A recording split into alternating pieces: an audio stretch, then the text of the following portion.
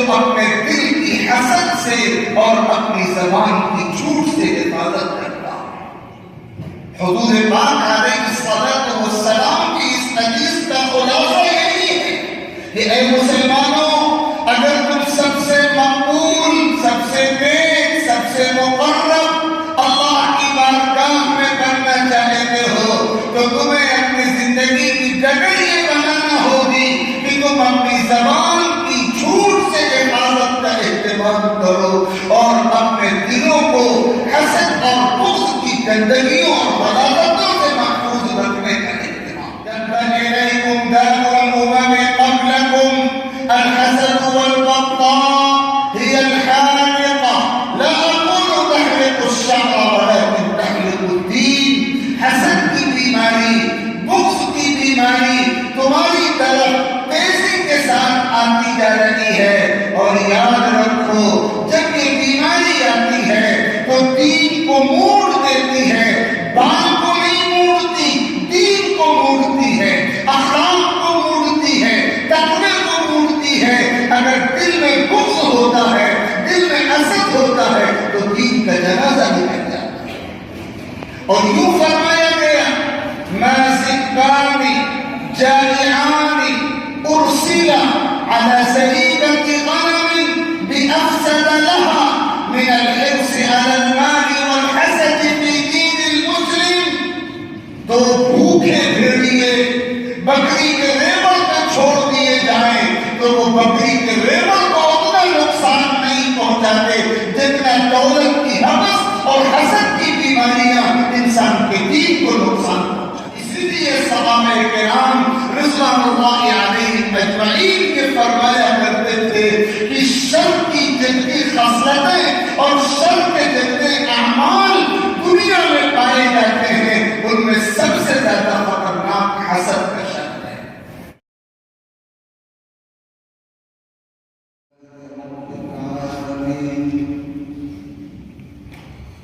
والعاقبة للمتقين والصلاة والسلام على سيد الأنبياء والمرسلين وعلى آله وصحبه أجمعين. أما بعد فأعوذ بالله من الشيطان الرجيم. بسم الله الرحمن الرحيم. قل أعوذ برب الفلق من شر ما خلق ومن شر غاسق إذا وقب ومن شر النفاثات في العقد ومن شر حاسد إذا حسد. صدق الله ربنا العلي العظيم. وقال سيدنا ومولانا محمد صلى الله عليه وسلم حينما سئل أي الناس أفضل كل مهموم القلب صدوق اللسان قيل صدوق اللسان نعرفه فما مهموم القلب قال صلى الله عليه وسلم هو التقي النقي لا إثم فيه ولا بغي ولا قل ولا حسد. صدق رسول الله صلى الله عليه وسلم. بزرگوں، بھائیوں، اللہ تعالیٰ نے اپنی کتاب قرآن مجید میں بہت صاف لفظوں میں اس حقیقت کا تذکرہ فرمایا ہے کہ قیامت کے روز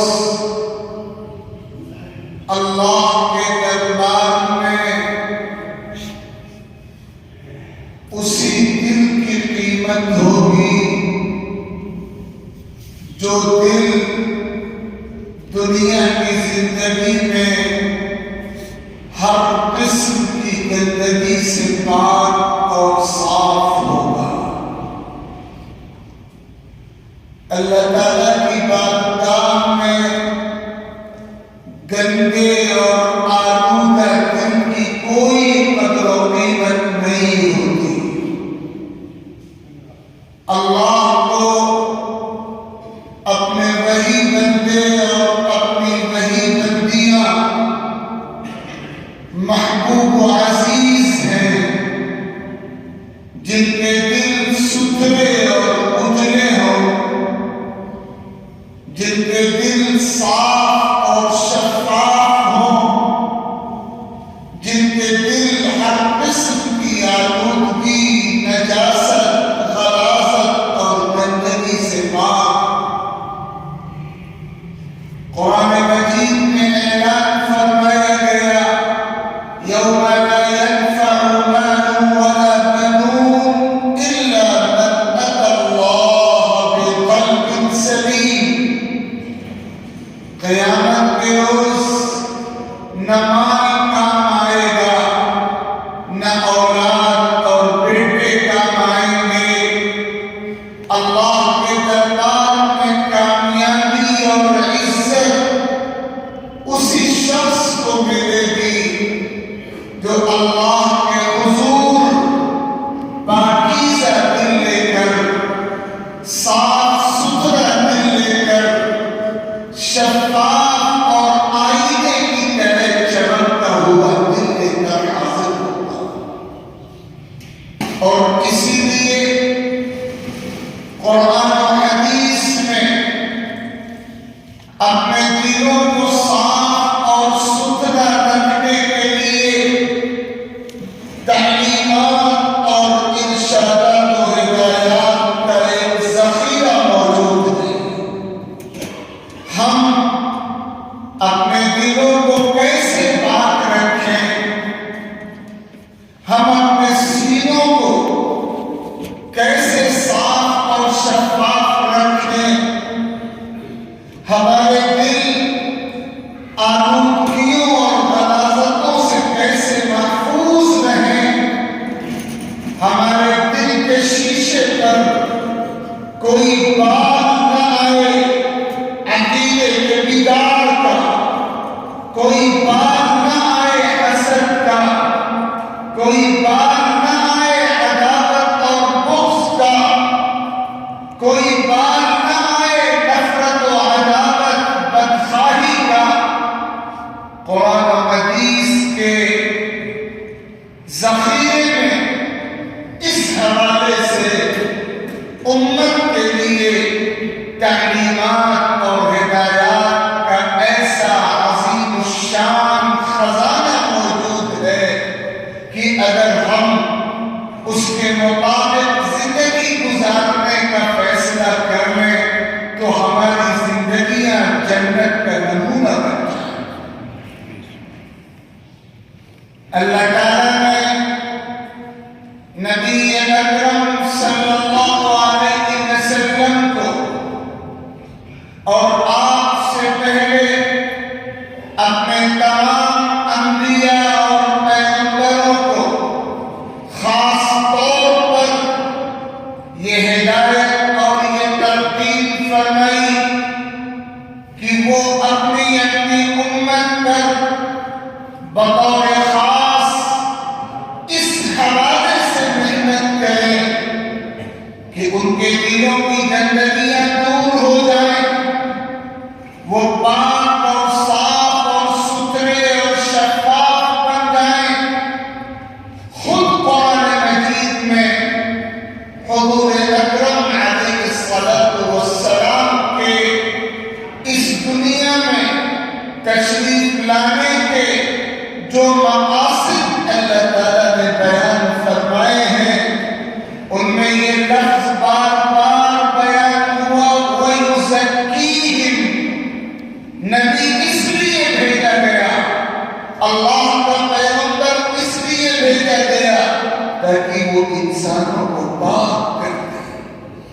ان کی گندگیوں کو دور کر دے، ان کے دلوں کو پاک کر دے، ان کے سینوں کو پاک کر دے۔ وہ اخلاقی بیماریاں، وہ روحانی بیماریاں، وہ نفسانی بیماریاں، وہ شہوانی بیماریاں، وہ قلبی بیماریاں جو انسان کے دل سے چمٹتی ہیں اور دیمک کی طرح کھا چاٹ جاتی ہیں، اس کی اخلاقیات کو، اس کی پاکیزگی کو، ان تمام بیماریوں کو کھرچ کر صاف کر دیا جائے۔ ایسا فرد تیار ہو، ایسا خاندان تیار ہو، ایسی سوسائٹی تیار ہو جو پاکیزہ ہو، پاک باز ہو، صاف و شفاف ہو، گندگیوں اور آلودگیوں سے محفوظ ہو۔ یہ وہ کام ہے جو اللہ نے اپنے حبیب عالی مقام سرور کائنات جناب محمد رسول اللہ صلی اللہ تعالی علیہ وآلہ وسلم کو سپرد فرمایا، اور پھر آپ میں نہ دل ریکھا کرا، نہ فراغت دیکھی، نہ مصروفیت، نہ سفر دیکھا، نہ حضر، پوری زندگی اسی محنت میں لگا دی، پوری زندگی اسی کام کے لیے کھپا دی، اور محنت کرتے رہے، لگے رہے، اپنی توانائیاں نچوڑتے رہے، اپنا خون جگر صرف کرتے رہے، اپنے آپ کو کھلائے رکھا آپ نے، اور پوری محنت فرمائی، پوری کوشش فرمائی کہ اللہ کے بندے اللہ سے جڑ جائیں، اپنے دلوں کو پاک کر لیں، رذائل اور معائب اور خامیوں اور خرابیوں اور کوتاہیوں اور بگاڑ کی تمام کھلی اور چھپی صورتوں اور شکلوں سے اپنے کردار و عمل کو، اپنی زندگیوں کو، اپنی سیرتوں کو، اپنے انوار کو، اپنے اخلاق، رویوں اور برتاؤ کو پورے طور پر پاک و صاف کریں، اور اجلی زندگی، صاف شفاف زندگی، نکھرا ہوا کردار لے کر اللہ کی زمین پر وقت گزاریں۔ حضور اکرم علیہ السلام نے قرآن کی روشنی میں صاف لفظوں میں امت کو خبردار کیا، اے لوگو، تمہارے دلوں کو سب سے زیادہ گندا کر دینے والی اگر کوئی چیز ہو سکتی ہے تو وہ حسد کی بیماری ہے۔ حسد کا روگ تمہارے دلوں میں داخل ہو کر تمہیں گندا کرے گا، اس لیے تمہیں دیگر برائیوں کے مقابل میں کہیں زیادہ حسد کی بیماری کے لیے چوکنا رہنے کی ضرورت ہوگی۔ تمہیں ہر لمحہ اپنے آپ کو چوکنا رکھنا پڑے گا کہ کہیں تمہارے دل میں حسد کا روگ تو داخل نہیں ہو گیا، حسد کی بیماری میں تمہارے دل کی پاکیزگی کو داغدار تو نہیں کر ڈالا۔ ہمیشہ اس کی فکر کرنی پڑے گی، اور واقعہ یہی ہے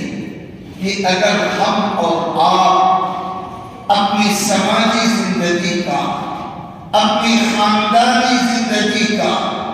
اپنی قلب کی صورتحال کا جائزہ لیں تو یہ بیماری، حسد کی بیماری، بغض کی بیماری، جس قدر ہمارے دل اور ہماری روح کو گندا کرتی ہے، اور جس قدر ہمارے بنے ہوئے کاموں کو بگاڑ دیتی ہے، اور جس طرح سماج سے محبت کو ختم کر کے نفرتوں کے خلاف کو بڑھا دیتی ہے، اور جس طرح دلوں میں دوریاں اور فاصلے پیدا کر دیتی ہے، اس کی جو خطرناکیاں ہیں وہ محتاج بیان نہیں، ہم سب کے سامنے ظاہر ہیں۔ قرآن مجید اور احادیث نبویہ میں اس تعلق سے بار بار تلقین اور ہدایت فرمائی گئی ہے، اور خبر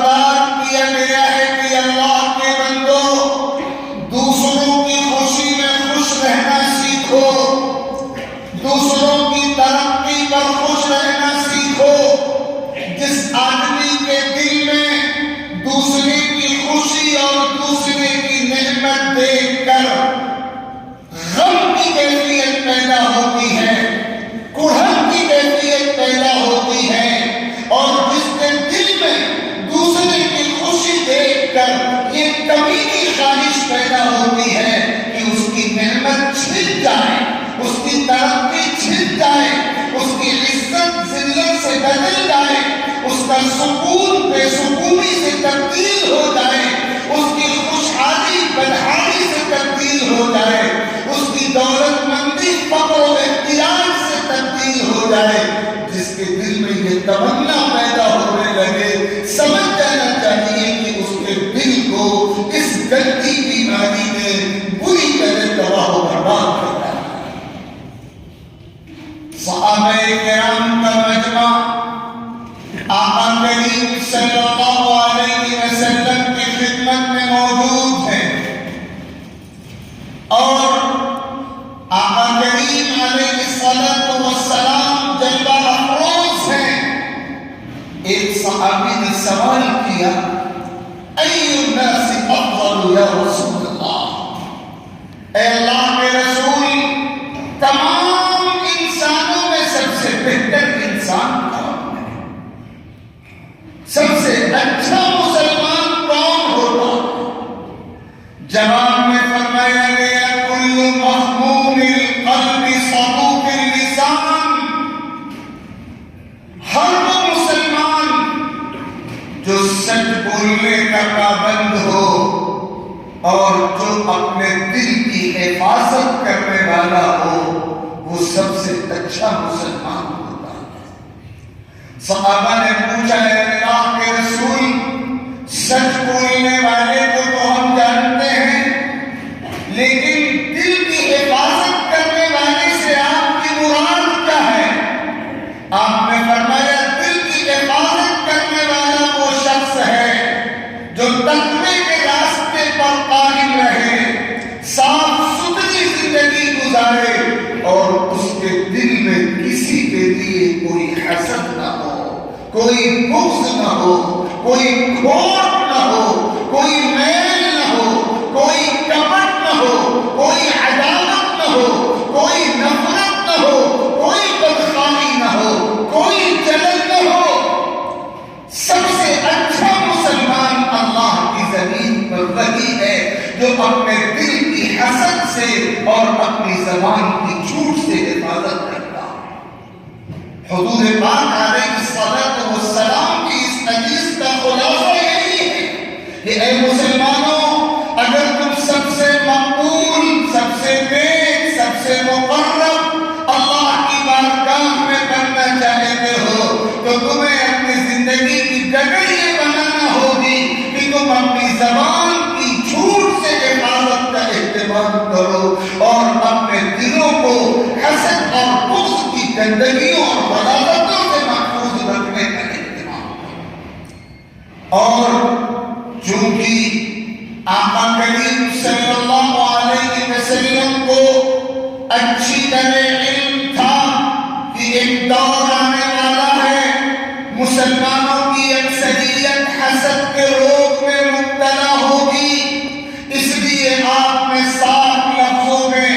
پیش گوئی کرتے ہوئے فرمایا، اے لوگوں، وہ دور آئے گا، تتنافسون ثم تتحاسدون ثم تتباغضون، کہ تم دولت کے پیچھے دوڑو گے، دولت کی ریس میں لگ جاؤ گے، اور اس کا نتیجہ یہ ہوگا کہ تم میں حسد پیدا ہوگا، اور حسد کا نتیجہ یہ ہوگا کہ لڑائیاں پیدا ہوگی۔ دب الیکم داء الامم قبلکم الحسد والبغضاء هي الحالقة، لا اقول تحلق الشعر ولكن تحلق الدين۔ حسد کی بیماری، بغض کی بیماری تمہاری طرف تیزی کے ساتھ آتی جا رہی ہے، اور یاد رکھو،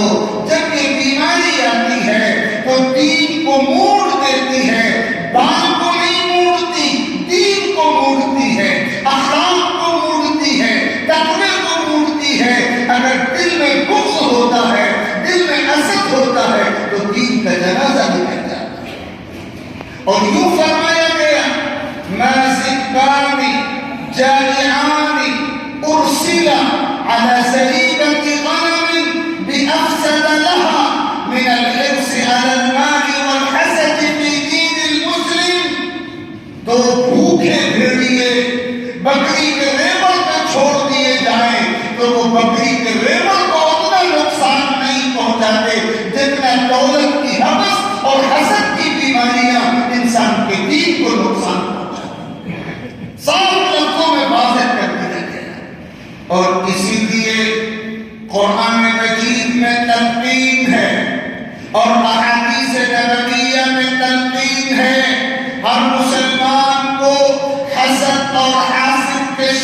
پناہ مانگنی چاہیے۔ حضور پاک علیہ السلام پر بدبخت یہودیوں نے جادو کرایا اور جادو کے اثرات ظاہر ہوئے، پھر اللہ تعالیٰ کے فضل سے اس جادو کا اثر ختم ہوا، اور قرآن مجید میں آپ کو یہ ہدایت دی گئی اور آپ کے واسطے سے پوری امت کو یہ تعلیم دی گئی کہ ہر قسم کے شر سے اللہ کی پناہ مانگا کرو۔ قل اعوذ برب الفلق من شر ما خلق ومن شر غاسق اذا وقب ومن شر النفاثات في العقد ومن شر حاسد اذا حسد۔ اے نبی، اللہ کے دربار میں دعا مانگیے کہ میں اپنے مالک اور کائنات کے مالک رب کی پناہ چاہتا ہوں ہر قسم کے شر سے، من شر ما خلق، تمام مخلوقات کے شر سے، اور پھر آخر میں خصوصیت کے ساتھ اس شر کا تذکرہ کیا ہے جو تمام شرور میں سب سے زیادہ خطرناک و ہولناک ہے، یعنی حسد کا شر۔ فرمایا یہ دعا مانگیے کہ اے اللہ میں حاسد کے شر سے پناہ چاہتا ہوں، جب وہ حسد کا انتقام کرتا ہے تو اس کے شر سے میں آپ کی پناہ چاہتا ہوں۔ اسی لیے صحابہ کرام رضوان اللہ علیہم اجمعین کے فرمایا کرتے تھے کہ شر کی جتنی خصلتیں اور شر کے جتنے اعمال دنیا میں پائے جاتے ہیں ان میں سب سے زیادہ خطرناک حسد کا شر ہے۔ قرآن و حدیث کی تعلیمات میں خزانہ موجود ہے، میں نے تو بہت مختصر سا قصہ آپ کو سنایا ہے، اور اس جذبے سے یہ باتیں کہی جا رہی ہیں کہ ہم اگر کاروباری زندگی میں ہیں تو، ملازمتوں میں ہیں تو، تعلیم و تعلم کے شعبے میں ہیں تو، گھریلو زندگی گزار رہے ہیں تو، دوستوں کے سرکل میں ہیں تو، ہر مرحلے پر اس روگ کا کہیں نہ کہیں ہمیں سامنا کرنا پڑتا ہے۔ ہمیں یہ کوشش کرنی چاہیے پورے اہتمام کے ساتھ کہ ہمارے دل حسد کے روگ سے پاک رہیں، ہمارے گھر حسد کی غلاظت سے پاک رہیں، ہماری زندگی اور ہمارے کردار میں اس غلاظت کی کوئی پرچھائی اور اس غلاظت کا کوئی عکس اور اس غلاظت کی کوئی چھاپ دور دور تک نہ آنے پائے۔ اس کے بغیر نہ ہم دنیا میں پرسکون زندگی گزار سکیں گے اور نہ اللہ تعالیٰ کی خاص رحمت کے مستحق بن سکیں گے اور نہ اپنے ایمان اور کردار کی حفاظت کر سکیں گے۔ اللہ تعالیٰ مجھے بھی توفیق عطا فرمائے اور آپ سبھی صاحبان کو توفیق مرحمت فرمائے۔ آمین۔ وآخر دعوانا ان الحمد للہ رب العالمین۔